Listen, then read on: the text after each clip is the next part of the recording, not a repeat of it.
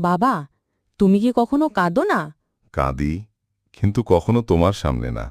কেন বাবা? কারণ আমি চাই না তুমি ভাবো তোমার বাবা দুর্বল। তুমি তো বলো চোখে পানি মেয়ে মানুষের জন্য।